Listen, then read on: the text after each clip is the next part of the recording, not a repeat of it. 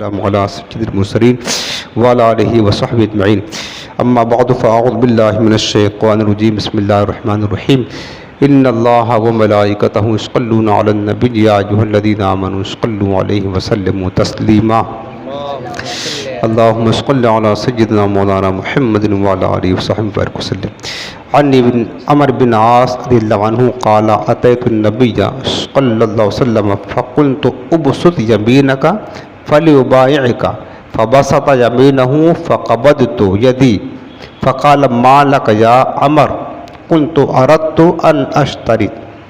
یہ حضرت عمر بن عاص صحابی رسول ہے، وہ اس حدیث پاک کی روایت کرتے ہیں۔ وہ کہتے ہیں کہ میں حضور کی بارگاہ میں آیا، فقلت تو میں نے کہا یا رسول اللہ ابسط یمینک، حضور اپنا دست مبارک یعنی اپنا ہاتھ پھیلائیے، فلیبایعک، حضور میں آپ سے بیعت کروں گا، کیونکہ بیعت کرنا یہ صحابہ کی سنت ہے، یاد رکھنا، ٹھیک ہے نا۔ تو وہ حضرت عمر بن عاص حضور کے پاس آئے، کہا آقا اپنا دست مبارک آگے بڑھائیں، میں بیعت کرنا چاہتا ہوں۔ فبسط یمینہ، تو میرے آقا نے اپنا مبارک ہاتھ آگے بڑھا دیا۔ وہ کہتے ہیں جب حضور نے آگے بڑھایا فقبضت یدی، حضرت عمر بن عاص کہتے ہیں پھر میں نے اپنا ہاتھ کھینچ لیا، پیچھے کر لیا۔ اب حضور نے خود کہا کہ آقا بڑھائیں بیعت کروں گا، جب سرکار نے بڑھایا تو انہوں نے اپنا ہاتھ پیچھے کر لیا۔ بات پہ سمجھنے والی ہے کہ کیوں انہوں نے کیا۔ فقالا، تو حضور نے فرمایا ما لک یا عمر، عمر کیا بات ہے، کیا بات ہے کہ تم نے کہا ہاتھ بڑھاؤ، میں نے بڑھا تو تم نے پیچھے کھینچ لیا، تم خود کہہ رہے کہ میں بیعت کروں گا۔ اب انداز دیکھیں، فقال ما لک یا عمر، کہنے لگے عمر کیا بات ہے۔ قلت، حضرت عمر بن عاص کہتے پھر میں نے عرض کیا کہ یا رسول اللہ اردت ان نشتریتا، میں چاہتا ہوں کہ آپ سے ایسے بیعت نہ کروں، کچھ شرط لگا لوں، بیعت کرنے سے پہلے کیا کروں، کچھ شرط لگا لوں۔ تو قالا، سرکار نے فرمایا کہ تشتری، تو شرط لگائے گا، ماذا کیا شرط لگائے گا، چلو بتائیں ماذا کیا شرط چاہتا ہے۔ تو پوچھنے لگے کہ ماذا، قلت، حضرت عمر بن عاص کہتے ہیں کہ یا رسول اللہ شرط یہ چاہتا ہوں کہ ان یغفر لی، کہ میری مغفرت ہو جائے، اس شرط پر میں آپ سے بیعت کروں گا۔ کس شرط پر؟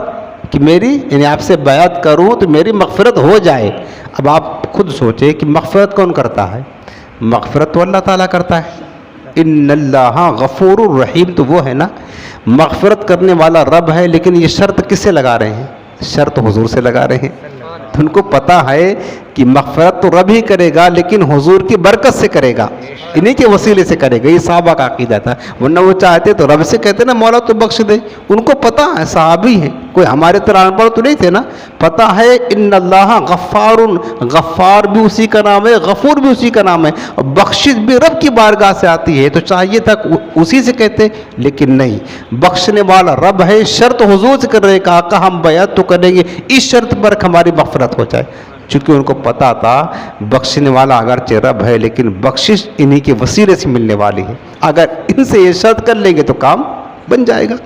تو انہوں نے کہا حضور میری مغفرت۔ قالا، تو آقا نے فرمایا کہ اما علمت یا عمر، اے عمر کیا تجھے بات پتہ نہیں ہے کہ ان الاسلام یہدم ما کان قبلہ، کہ اسلام لانے سے گزشتہ جتنے گناہ ہوتے ہیں سب ختم ہو جاتے ہیں، یعنی اسلام گزشتہ تمام خطاؤں کو مٹا دیتا ہے۔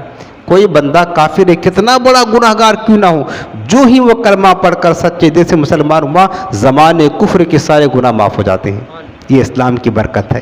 کہا اسلام تو خود مغفرت کا ذریعہ ہے، اور تم مسلمان ہوئے ہو نا، اسلام لائے ہو، تو اسلام لانے ہی سے تمہارے گناہ تو معاف ہو گئے، اب دوبارہ کیا شرط لگاتے ہو، یہ کہنا چاہتے ہیں۔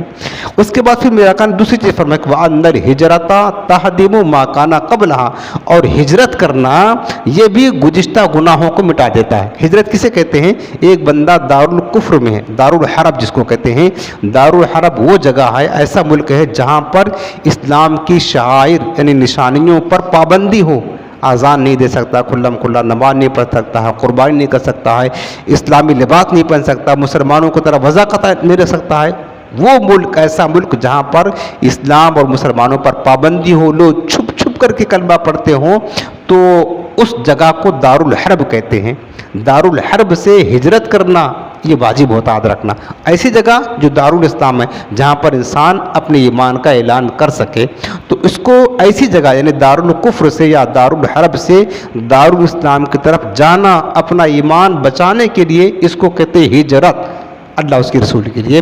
تو آقا نے فرمایا کہ ہجرت کرنے سے کہ صحابہ کرام آپ دیکھیں نا مکہ کے جو مہاجر صحابہ تھے دارالکفر تھا اس وقت مکہ، چونکہ جو مسلمان ہوتا اس کو کفار اتنا مارتے اتنا مجبور کرتے کہ اپنا ایمان چھوڑ دے، اتنا مجبور کرتے تو حضور نے ہجرت کرنے کا حکم دے دیا. تو اس کو کہتے ہیں ہجرت تاکہ اپنا ایمان بچا سکے. تو آقا کریم نے فرمایا کہ ہجرت جو ہے نا جو گزشتہ گناہ ہوتے اس کو بھی مٹا دیتی ہے. وَأَنَّ الْحَجَّ يَهْدِمُ مَا كَانَ قَبْلُهُ. تیسری چیز فرمایا ایک اسلام دوسری ہجرت، فرمایا اور حج بھی گزشتہ گناہوں کو مٹا دیتا ہے، ختم کر دیتا ہے. یعنی حج جو بندہ کر لیا آپ کو پتہ ہے حاجی گناہوں سے ایسا پاک ہوتا ہے حدیث پاک میں جیسے آج اپنی ماں کے پیٹ سے پیدا ہوا ہے. تو حج بھی گزشتہ خطاؤں کو مٹا دیتا ہے. رواہ مسلم، فرمایا کہ اس حدیث پاک کی روایت امام مسلم نے کی ہے. پھر یہ حدیث یہاں پر مکمل ہو جاتی ہے. تو یہاں پر تین چیزیں ہمیں پتہ چلی. ایک یہ کہ اسلام کی برکت ایسی ہوتی ہے کہ زمانے کفر کی ساری خطائیں اللہ تعالیٰ مٹا دیتا ہے. دوسری چیز ہجرت ایسی عظیم شے ہے کہ ہجرت کی برکت سے یعنی جب کہ ہجرت اللہ اس کی رسول کے لیے ہو، اپنے ایمان کی حفاظت کے لیے ہو، ایسی جگہ جہاں پر ایمان بچانا مشکل ہے وہاں سے کوچ کرنا ایسی جگہ کی طرف جہاں پر اسلام کو اعلان کر کے اور اسلام پر عمل کر سکے یہ جانا ضروری ہوتا ہے. اس کو ہجرت کہتے ہیں. تو ہجرت کی برکت سے بھی اللہ گزشتہ خطاؤں کو مٹا دیتا ہے. اور تیسری چیز ہے حج بیت اللہ شریف.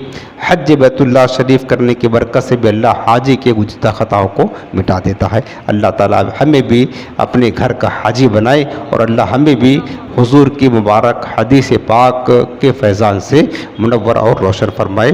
آمین بجاہ النبی الکریم.